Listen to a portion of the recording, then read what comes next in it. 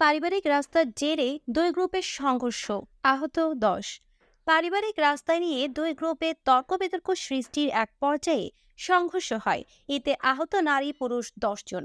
এর মধ্যেই উপজেলা স্বাস্থ্য কমপ্লেক্সে চিকিৎসাধীন রয়েছে 4 জন। নরসিংদীর বেলাব উপজেলার সর্রাবাদ ইউনিয়নে ইব্রাহিমপুর গ্রামে গত 18 জুন সালাউদ্দিন মিয়ার ক্রয়কৃত জমির উপর দিয়ে রাস্তা নেওয়ার জন্য তার চাচাতো খলিল মিয়া সহ আরো কয়েকজন নিয়ে আসে। এতে সালাউদ্দিন মিয়া বাধা দেওয়ায় খলিল মিয়ার সাথে তর্ক বিতর্ক শুরু হয়। এক পর্যায়ে তর্ক বিতর্ক সংঘর্ষের রূপ নেই। এতে আহত হয় অন্তত 10 জন। এর মধ্যে সালাউদ্দিনের পক্ষে 6 জন এবং খলিল মিয়ার পক্ষে 4 জন।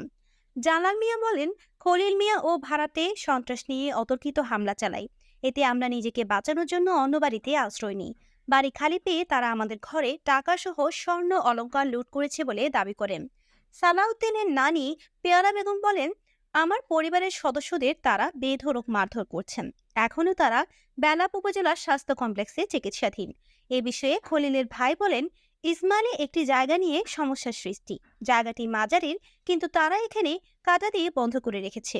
কাঁটা সরাতে গত মঙ্গলবার আমরা বাড়ির সবাই মিলে তাদের কাছে গেলে তাদের সাথে তর্ক বিতর্কের সৃষ্টি। এক পর্যায়ে সংঘর্ষ বেঁধে যায়। এতে আমাদের লোক যেমন আহত হয়, তাদেরও হয়েছে। সালাউদ্দিনের অভিযোগ তারা লুটপাট করেছে।